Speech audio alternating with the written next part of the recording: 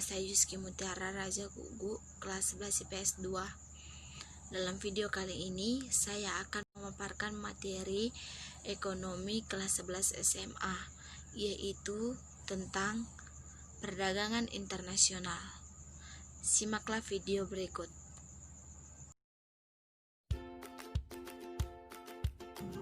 Perdagangan internasional. Apa sih perdagangan internasional?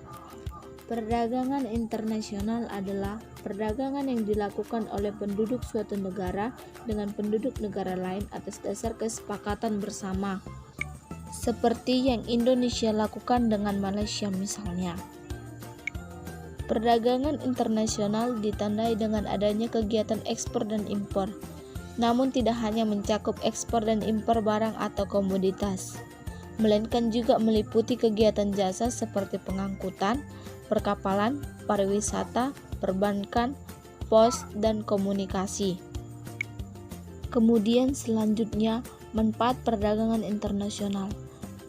Manfaat perdagangan internasional yang pertama yakni memperoleh barang yang tidak dapat diproduksi sendiri. Kedua, memperluas pasar bagi produk dalam negeri. Ketiga, mengimpor teknologi modern. Keempat, memperoleh manfaat dari adanya spesialisasi.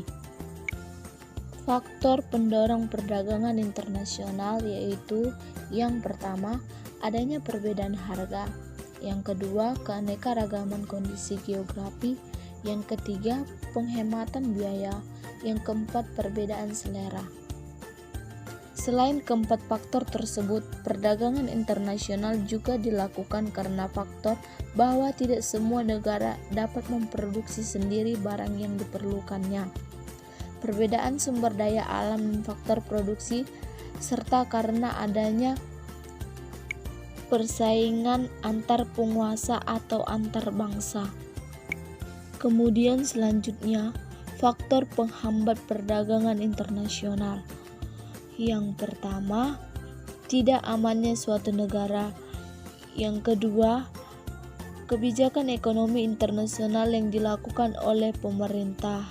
Yang ketiga, tidak stabilnya kurs mata uang asing. Yang keempat, pembayaran antar negara sulit dan risikonya besar.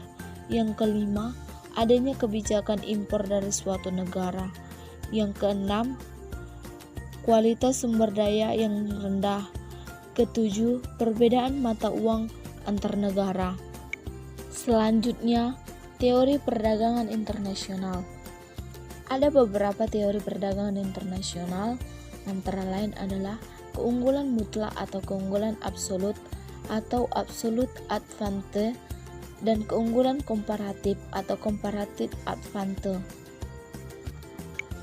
Keunggulan mutlak. Menurut teori ini, suatu negara sebaiknya melakukan spesialisasi dalam produksi barang yang negara itu dapat menghasilkan secara lebih efisien dibandingkan yang dihasilkan negara lain. Keunggulan komparatif. Menurut teori ini, meskipun suatu negara tidak memiliki keunggulan mutlak terhadap dua macam barang, namun dia tidak dapat melakukan perdagangan dengan negara lain karena ia memiliki keunggulan komparatif. Selanjutnya, kebijakan perdagangan internasional, yaitu yang pertama, kebijakan tarif. Kedua, kebijakan kuota. Ketiga, larangan ekspor atau impor. Keempat, subsidi dan premi ekspor. Kelima, devaluasi. Keenam, pengendalian devisa. Ketujuh, substitusi impor. Tujuan perdagangan internasional.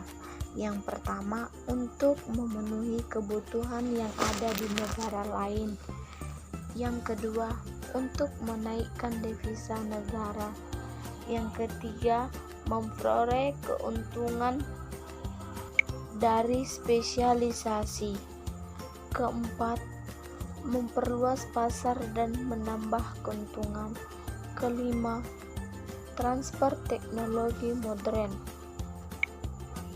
Neraca pembayaran.